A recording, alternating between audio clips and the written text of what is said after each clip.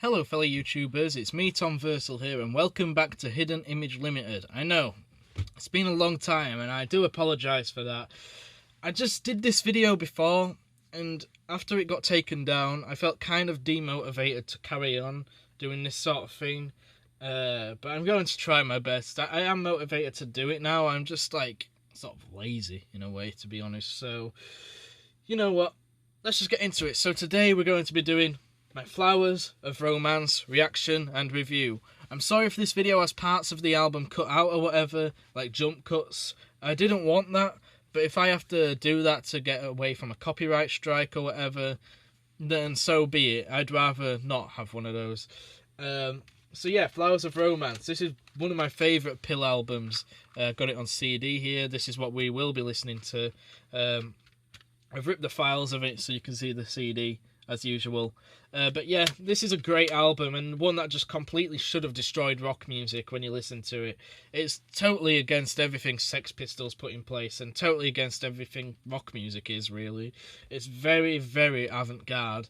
And yeah, so we're going to be listening to it today. So, without further ado, this record starts with the track For Enclosed Walls. So, let's get on with it.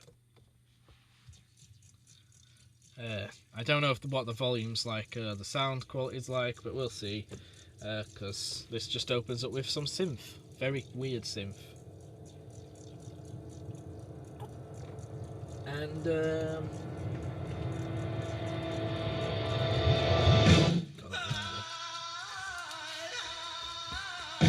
as you can hear already, it's very different from first issue and Metal Box.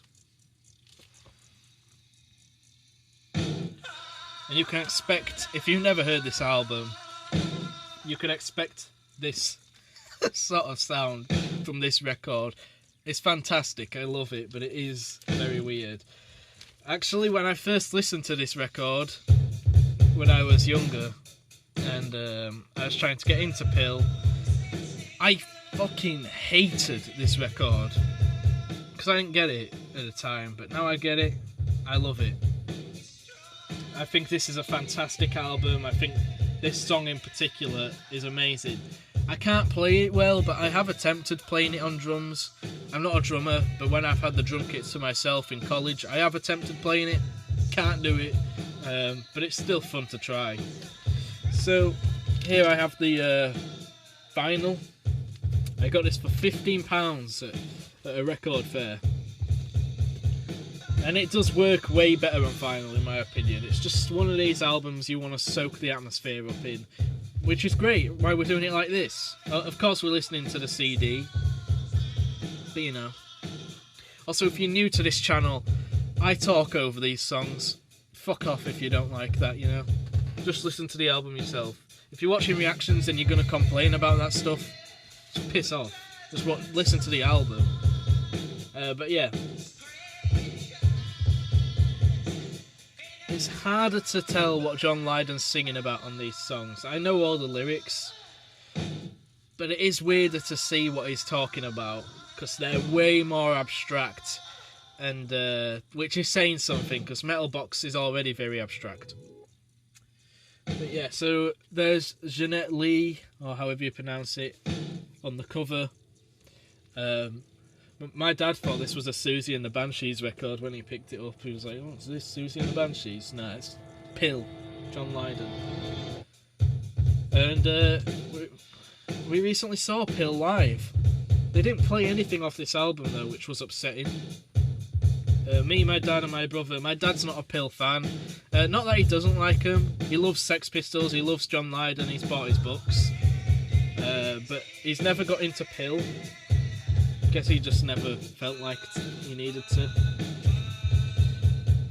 But this one's a single album. It's just a regular old normal record, you know. It's not a double or triple album like Metal Box. So there you go. And yeah, so it's a great record. It's just a great record, and I think this is one of the better tracks on the album. So if you don't like this, I mean, I'd say stick around because it's not the best track, but it is one of the better ones. There's the back if I didn't already show you. It's got the title, the band name, the songs.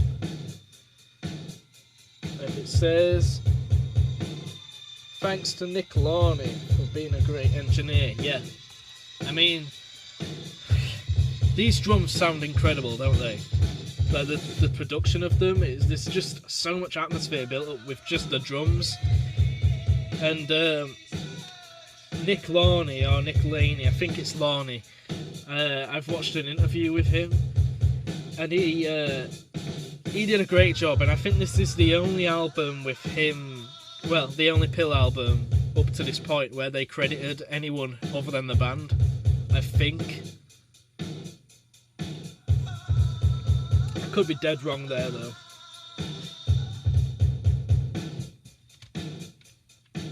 So the version we're listening to is remastered, just like we did with first issue. Metal Box was the original though.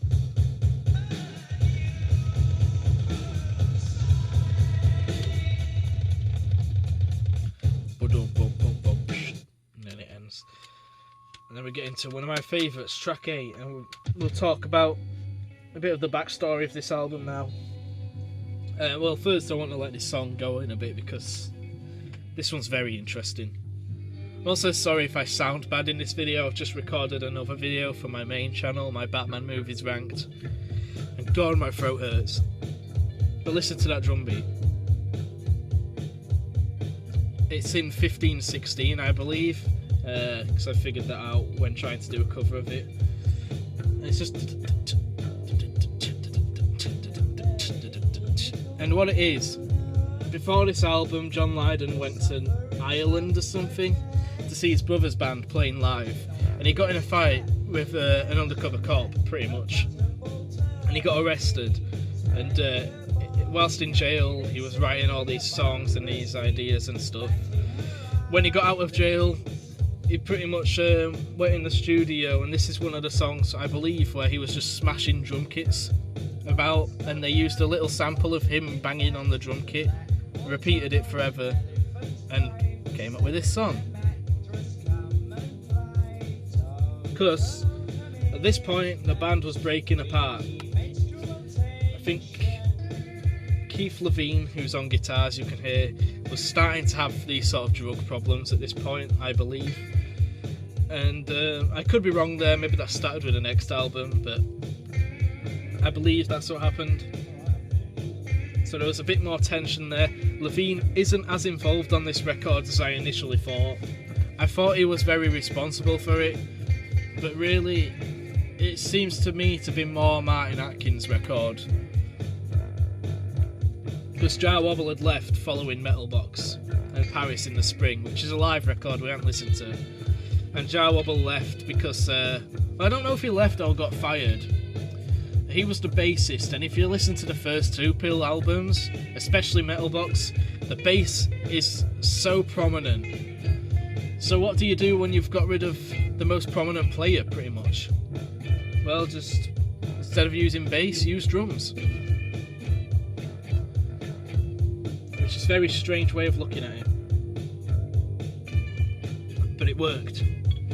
The drums on these albums, well, this album, it's crazy because it's percussion, but they're playing melodies, and in a way, like, these beats are so memorable and catchy, even though they're drum beats. There's no, like, sort of notes to them, it's just a beat.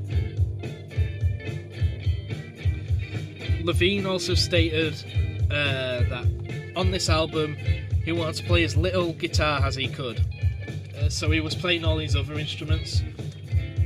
So for all we know, this here that sounds like a guitar might not be a guitar at all, I don't know.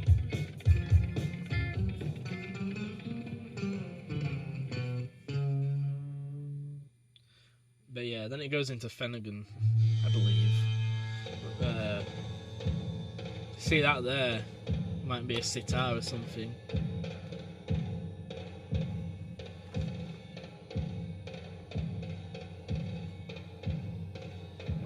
I need to look when this album stops though, so we can move over. So this album goes up to, well, this side goes up to Under the House. Okay. It's a 9-track album.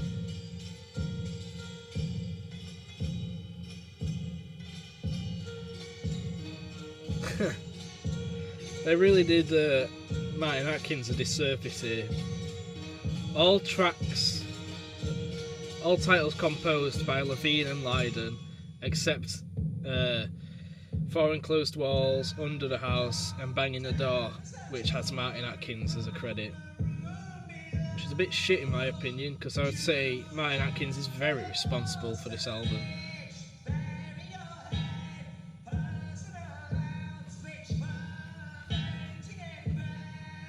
Oh, there's something extra in here I probably should show you. Can't get it in here though.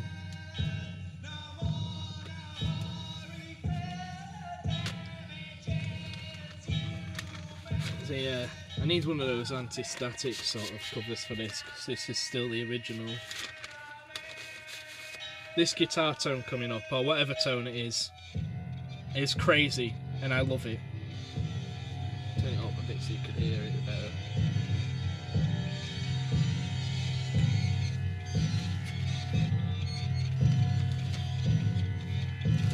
I believe it's a guitar that's been reversed.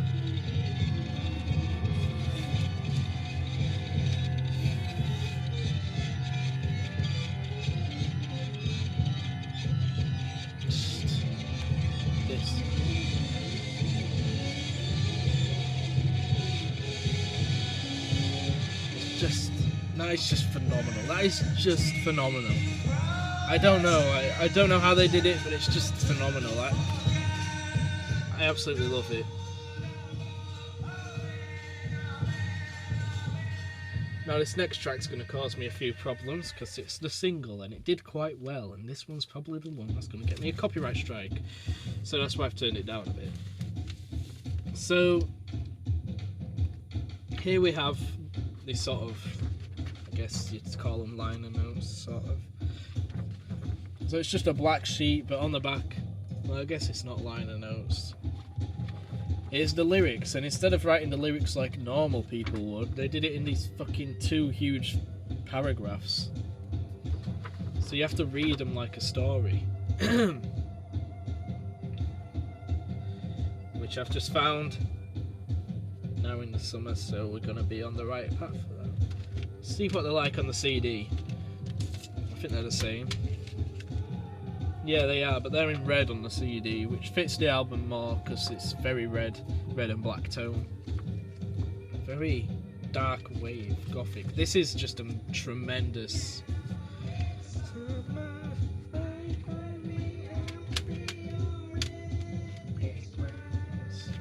It's just a great song, and it is weirdly commercial. Apparently Keith Levine went up to the I can't remember who it was, but he went up and he was like, "We got this commercial song, we got this song, you're gonna love it because it's like a pop song, everyone's gonna love it, it's gonna be a big hit." They played this to him and he was like, "What the fuck? How is this a commercial song?" But I can see it, weirdly. I mean, it's not commercial to today's standards, but back then, you got to remember, you had Joy Division, Susie and the Banshees, other PiL stuff, you know, you got Bauhaus, Television, Adam and the Ants, all these crazy weirder bands, Pink Floyd, yes, you got all these weirder bands that are doing more experimental stuff and getting famous for it, so I can see why this one would be considered a hit, even though when you listen to it, this is so avant-garde and strange. And they still play it regularly live today. The worst version of it. I mean, I love modern PiL, I love the lineup, but I mean, you can't really do this live without a lot of drums. So I guess that's kind of why they didn't do it live when I saw them. I just want to show you this as well. This is a little bootleg CD I have that I bought, and it's studio rehearsals from 1981 to 1983. Now I believe this record came out 1982 or 81. Doesn't say, maybe it says on the CD.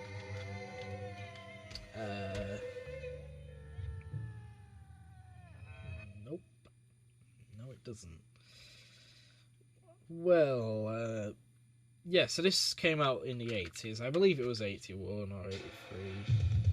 I fucking love this song, by the way. I mean, I really want to make a song like this. It is just amazing. Under the House, probably my favourite on the album. But yeah, so this is studio rehearsals from that time, and you've got versions of The Slab, a lot of unknown instrumentals, different versions of Bad Night and 1981. You got a live jam session as well, which has some weird songs like Radio Clash and some different versions of Pop Tones and things like that. So it's great. I believe this is more commercial zone era though, which will be where we get into next. So I suppose it doesn't matter as much. Just soak up the atmosphere of this song now. Just listen to it. It's fucking phenomenal. This is a perfect song.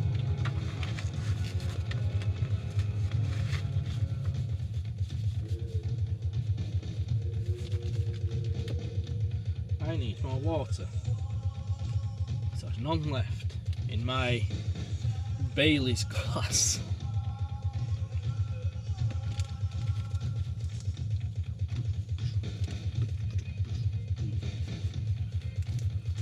Oh, there's something else I should probably show you. I'll do that on part 2 though. I haven't got it on me at the minute, I need to go get it, so I might as well do that on part 2.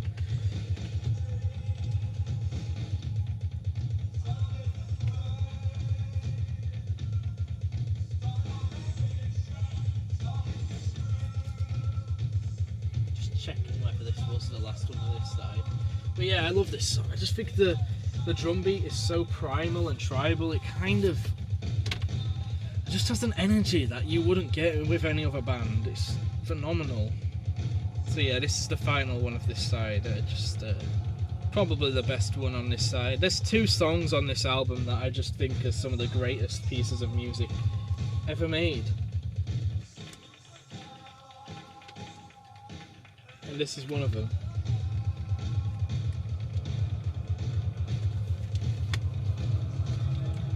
The Flowers of Romance. I believe this is the best-selling PiL album as well. Got to number 5 in Japan or something like that. Really weird. In what world would this be a bestseller? It's just... To me, this isn't their best.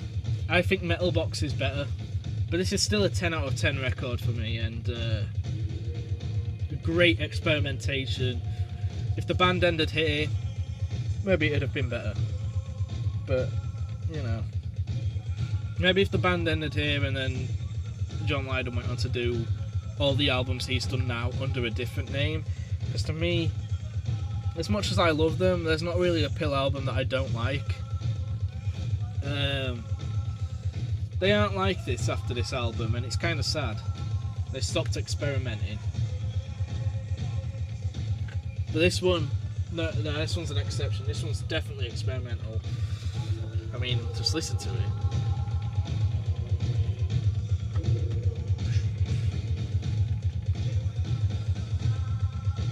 That's again on my screen is a picture of John Lydon. I don't know why. It must just be something with PiL.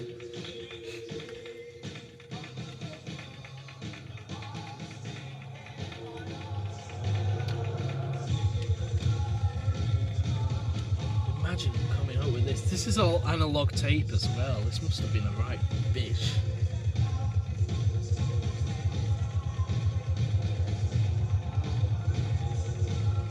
I just wish I could have it louder. I'm trying to not have it too loud because I'm recording on my old phone for this video, so I don't know what the audio is like, and also copyright's probably more likely to happen if I have it louder. And yeah, wow, what a song, what an album so far. That's side 1 of Flowers of Romance. I hope you're all enjoying it. Just a perfect album. And I'm going to go get more water. I'm going to get something I can show you. And I'll see you all in side 2. I'll see you then.